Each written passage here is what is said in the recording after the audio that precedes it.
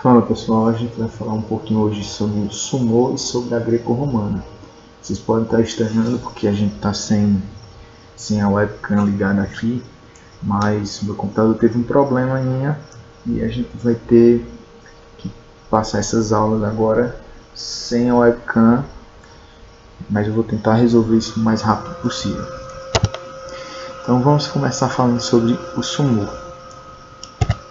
Então o sumô é uma arte marcial milenar, tradicional do Japão. Se acredita muito que o sumô começou a ser praticado nos tempos shintoístas, o que explica essa forte ligação com a religião, que essa religião é muito forte lá no Japão. Tem outra vertente também que conta que o sumô começou a ser praticado pelos samurais. Os samurais precisavam de dinheiro e aí eles começaram a fazer a competição de sumô para ganhar dinheiro. Os atletas eles competem num ringue circular, certo? Onde tem algumas regras que a gente vai ver mais na frente. Eles não podem usar nenhum golpe traumático, certo? Então não vale soco, chute, cotovelada. Então nada disso é permitido no sumô. E o mawashi é esse fio dental, certo? A gente vai chamar, não é fio dental mesmo, mas para ficar mais fácil a identificação para vocês, é uma faixa de tecido grosso que ele é enrolado na cintura e tem o comprimento correto, tem a forma de se amarrar, não se pode de forma alguma cair durante a luta.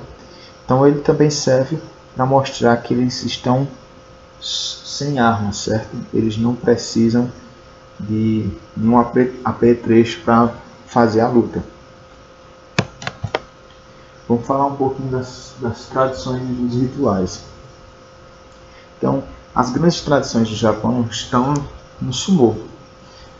Uma delas é o shiko, que é quando eles batem os pés no chão e eles fazem esse ritual para espantar os maus espíritos. Então, provavelmente vocês podem ter visto já em alguma luta, ou se colocarem aqui no YouTube, vocês podem ver que eles seguram o seu joelho e batem o outro pé no chão. E eles fazem isso diversas vezes, já para afastar qualquer mau espírito que possa lesionar ele ou o oponente. Outra tradição lá, um ritual bem praticado, se chama o Shikaramisu, que nada mais é que eles chamam da água da força. É uma água que é purificada, certo? E os lutadores tomam antes da luta. E eles acreditam que tem vários benefícios. Mas essa água nada mais é do que uma água que foi ungida por um sacerdote. E aí, após beber essa água, eles usam shikaragami, que é o papel da força, para secar a boca. Então são rituais que eles seguem à risca lá no Japão. E alguns lutadores pelo mundo também fazem esses rituais. Outro ritual que eles fazem é o ritual de purificação, que nada mais é do que jogar sal antes da luta. Então também vem aquela questão de acreditar que vai afastar os maus espíritos, que vai evitar alguma coisa ruim aconteça durante a luta. Então isso tudo são os rituais que eles acreditam trazer sorte e, de certa forma, ajudá-los durante a luta. Então, para ser um profissional, você precisa de algumas regras. E, acredito em vocês ou não, os profissionais ganham muito bem mesmo e chegam até ser celebridades por lá, Então, esses profissionais, eles seguem algumas regras lá da associação. Então, o tipo de roupa, eles têm um padrão de roupa que eles podem se vestir. Até como eles olham durante a luta, isso é controlado. O que eles comem, que é uma dieta bem calórica, porém ela não é abrangente, eles não vão estar comendo fast food, ela é bem direcionada. O lugar onde eles vivem, certo?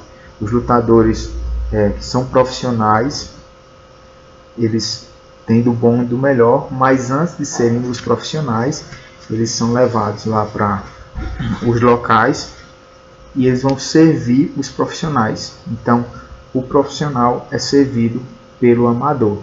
E quando eu falo servir, é servir mesmo, né? Desde varrer a casa a colocar a comida no prato. Então, os amadores fazem isso pelos profissionais e os amadores batalham para se tornar um profissional. O comportamento na sociedade também é ditado pela essa associação. E qualquer quebra das regras resulta em expulsão. Então é bem rígido mesmo. Outra coisa, só existe sumô profissional no Japão. Então, no resto do mundo é sumô amador. Então, quais são as regras? Você deve empurrar o adversário para fora do círculo, certo? E fazer com que, ou até fazer que ele encoste qualquer parte do corpo no chão, né? Pode ser a mão, pode ser as costas, até o cabelo, né? Se ele encostar no chão, ele perde a luta. A única coisa que ele pode encostar no chão são seus pés. Então é proibido dar socos, chutes, puxar cabelo e qualquer coisa desse tipo.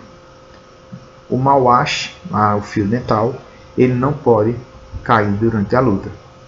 Se cair, o cara perdeu a luta. Então por isso que ele é bem amarrado, tem uma forma certa de fazer aquilo para que não caia durante a luta. E aí vamos dizer que se empatar, o que é muito difícil, né? Passar 4 minutos sem ninguém cair, o juiz faz uma breve pausa para que os lutadores se recuperem e inicia de novo. Porém, geralmente as lutas duram cerca de 30 segundos. Então, uma curiosidade para vocês: não há necessidade do lutador ser gordo, mas por que eles são gordos? Porque como o objetivo do sumô é botar a pessoa para fora do círculo ou derrubá-la, eles acreditam que quanto mais peso você tiver, mais difícil ficará para o seu adversário. Então, não é necessariamente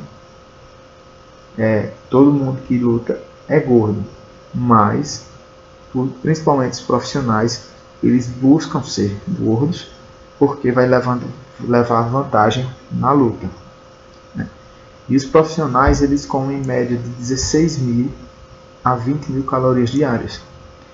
Para vocês terem uma noção, a média das pessoas é comerem 2.000 calorias diárias.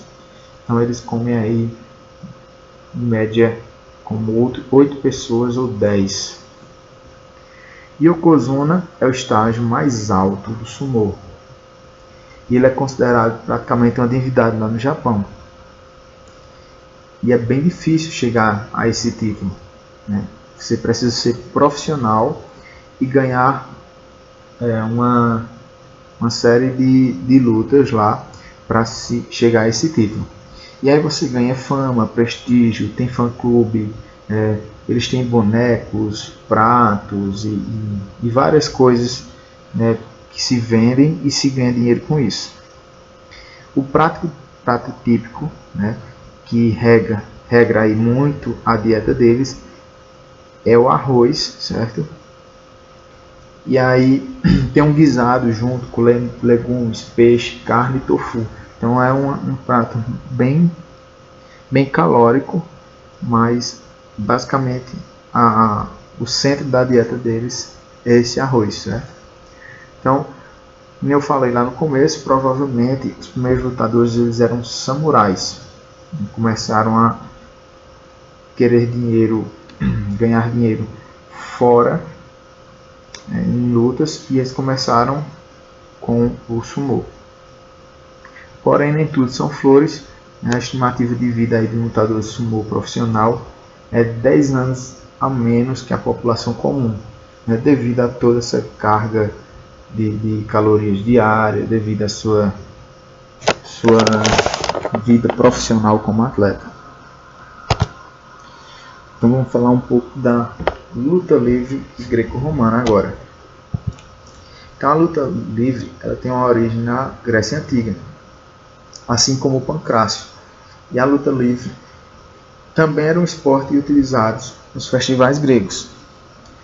Era parte do pentátlon, lá na Grécia Antiga, um campeonato atlético que também incluía corridas, saltos, lançamento de discos. Os gregos conheciam a luta livre como uma excelente forma de desenvolver destreza física e mental. Por quê? Porque era uma luta muito técnica, você analisava muito seu adversário, né? Então, essa vinha a parte mental e a parte física, porque era muito difícil, né, a gente conseguir submeter o adversário às quedas ou até desistir. Então, essa modalidade ela se tornou aí um esporte olímpico, né, a partir de 704 a.C. E as competições de luta livre elas são mencionadas lá na literatura grega, incluindo a Odisseia de Homero, lá em 800 a.C. Então, e a greco-romana? A greco-romana já foi um desenvolvimento diferente, né? Ela é uma luta mais moderna. Ela foi lá desenvolvida na França no início do século XIX e era parte dos treinamentos de soldados de Napoleão. Sua versão moderna é a luta livre. É mais um esporte do que uma arte marcial. Então, ela muitas vezes ela é confundida com a greco-romana, ela é confundida com a luta livre, né? Porque a greco-romana e a luta livre, elas, apesar de serem similares, usarem tatames, até a vestimenta se parece um pouco, elas têm umas diferençazinhas pequenas. A greco-romana ela segue um estilo mais rigidamente centrado na parte superior do corpo, né? E o competidor pode usar somente os membros superiores e atacar o oponente acima da cintura. E o objetivo principal é imobilizar os dois ombros de um adversário até a rendição. Então, quais são as regras? Vence o lutador que mantiver as costas do adversário no tatame ou receber maior pontuação por movimentos técnicos ao longo da luta. Outra forma de vencer é quando se obtém a vantagem de 8 pontos de diferença ali do oponente.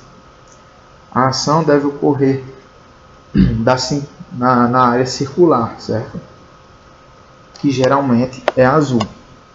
Caso os atletas estejam no círculo, o árbitro vai interromper a luta para que se inicie dentro do círculo. Então, geralmente, quando se há fuga, né, se chama fuga, quando o adversário se afasta demais, não deixa o adversário entrar nas quedas e vai saindo desse círculo, se chama uma fuga. Então, o juiz tem autonomia de puxar todos os dois lá para o início o centro lá do tatame e colocar eles para lutar, e pode até advertir ou punir quem esteja fazendo essa fuga. Também é proibido socos, golpes baixos, né?